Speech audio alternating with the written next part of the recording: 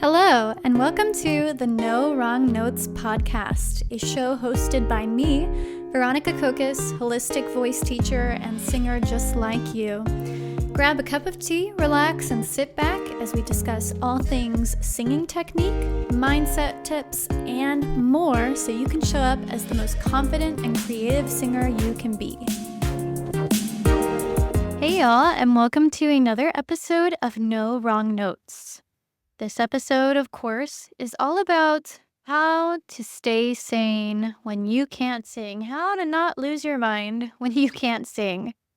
I decided to make this episode because it seems that post-COVID, or I know COVID is still around, illnesses are more frequent and more of a year-round thing. Like, it seems that every week or two, a student of mine is getting sick, and with things that are knocking out their voice for a week or two, sometimes more.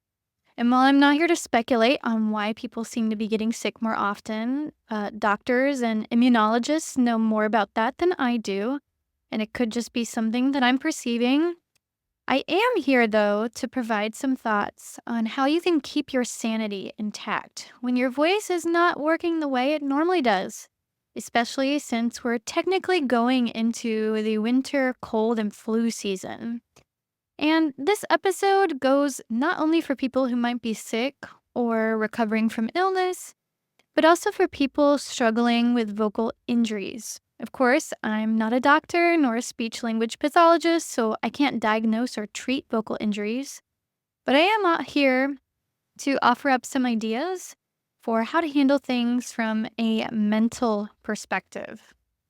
Now, the first thing to remember is that your body is like any other part of your body in that it takes time to heal. That might seem obvious, but I don't know about you guys, but back when I was in my early 20s, when I was in high school and college, I just kind of expected my body to bounce back really, really quickly, and sometimes it did. I feel like when I was younger, I used to get better a lot faster. I used to bounce back faster from injuries and illnesses and things like that. And I kind of got stuck in that mentality of like, well, my voice should recover quickly or my body should recover quickly. And the truth is that no, it actually does take time for your body to heal.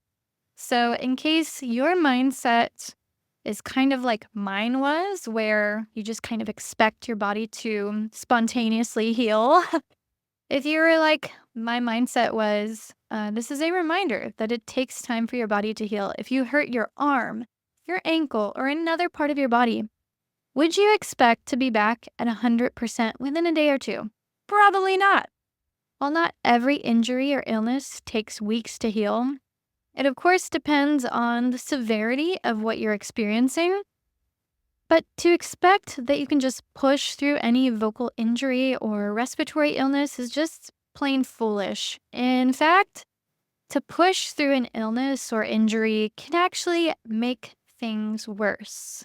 Case in point, me, when back in 2015, I was getting ready for grad school. So I was recording pre-screening videos, filling out applications for grad school. And this was around the time of year when NATS was being held, so National Association of Teachers of Singing. They hold competitions throughout the year, and since I was in Texas at the time, Texoma NATS was in the fall. It was in November. And that was around the time as well that I was preparing to record my pre-screening videos for my grad school audition or grad school applications. Because when you apply for grad school or at least to the programs that I was applying to, you needed to submit a video first of your singing before they invited you to an audition. So I had these two big things on my plate, NATS and also recording for grad school auditions. And I actually got sick, like maybe a week before NATS. Like NATS was at the beginning of November that year. So I got sick probably like a week before NATS, like had a cold or something. And I went to my doctor and I said, help, I'm sick. I have a vocal competition. Can you give me something that will just, get me better really quick?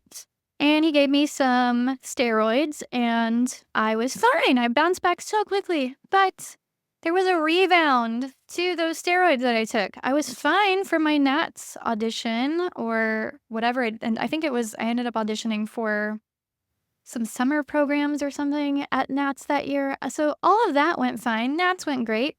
But the next week had laryngitis. So that was great. So, like I said, to push through an illness or injury like I did, I just kind of used these steroids that my doctor gave me to cover up what I was experiencing, not giving my body rest, not giving my voice rest. And it ended up worse than it was to begin with. So there's a reason why doctors will tell you to rest, because rest is healing.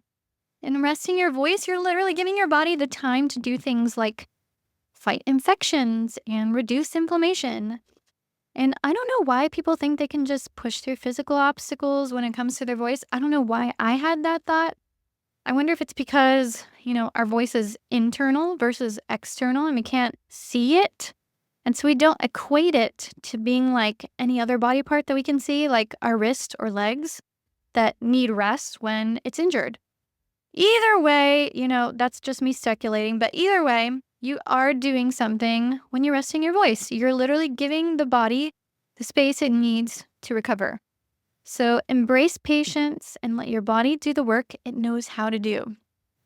Now, the second thing to kind of keep your cool when you can't sing, the second thing you can do is to recognize the things you can control versus the things you can't.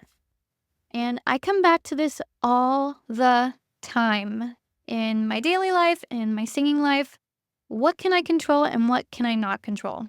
I've said this millions of times to myself, to my students, but for those of us that struggle with anxiety, recognizing these differences can give us peace of mind and stop spiraling thoughts. Because we all know about those thought spirals. Once we kind of go down the rabbit hole with our anxieties around, oh my God, I can't sing. Oh my God, I need to get better and work on my singing. I need to work on this song. I need to prepare for this gig.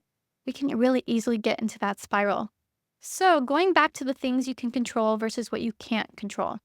What are the things you can control? You can control how much rest you give to your voice, as well as the things you do to take care of yourself, like taking necessary medications, feeding yourself nourishing food, getting enough sleep, even doing things that help you, quote, practice your music without singing, like researching your songs more deeply. Maybe acting out your songs instead of singing them. That might sound a little weird, but you can literally do this in front of a mirror. Sometimes, what I've done in the past is I pulled up the song on Spotify, pressed play, and literally just acted out my song, almost like I was, pantomiming, or maybe not, that's not the word, but acting out my song and almost lip syncing, along with the track in the background.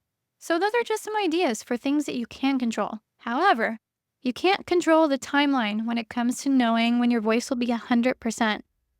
I know it can be hard to accept something like that, for those of us especially that struggle with control, but stressing about things you cannot control is both completely normal, yet completely draining on your mental health. If your voice is suffering physically, take extra care of your mind and remember the things you can control versus the things that you can't. Now, the third thing when it comes to maintaining your sanity, maintaining your mental health when you can't sing, is to adjust your expectations for what recovery might look like.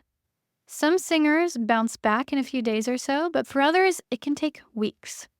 This doesn't mean you can't sing during those weeks. It just means that you'll have to adjust what you do with your voice.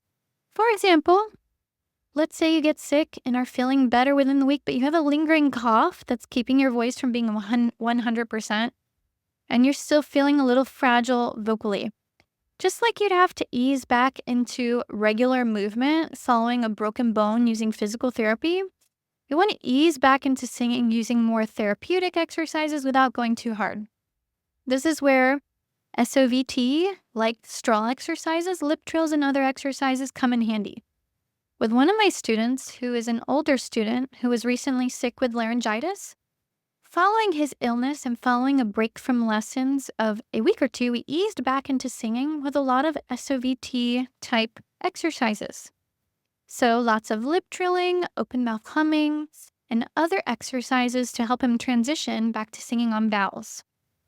More important though, was that we didn't sing as much as we normally did in his lessons. And rather than singing for the full 60-minute lesson every week, we'd maybe warm up and sing for 20 to 30 minutes, then do some music theory work. Bottom line is that I recommended him not singing as much or for as long as he had pre-illness. Prior to the laryngitis, he had been practicing 6 days a week for an hour or two at a time. And since he is older, it's taken him a bit more time to recover from this illness, which is why I've been advising him to rest more often. What I'm really trying to get across, though, with this example is that you'll want to be mindful in how you get back to singing. If you bounce back quickly, that's awesome. A lot of people do. But even then, you'll want to be mindful not to push your voice too far. The fourth and last thing I'll share on this topic is to remember that you have a life outside of singing. At least, I hope you do. Along with focusing on the things that you can control, focus on things you can actually do beyond singing, things that you like to do. And no, scrolling on social media does not count as a hobby. I'm sorry. What other hobbies do you have besides singing and besides scrolling on social media? Focusing on things outside of singing can help you remember that your life is not entirely singing and can help you remember the bigger picture, which is that singing is an addition to your life, but it is not your whole life. All right, friends, that is all I've got for you for this episode this week. I hope that it is helpful to you next time you're maybe going through something like this. For me, over the past couple months or so, I really realized that acid reflux has been causing a lot of vocal fatigue for me.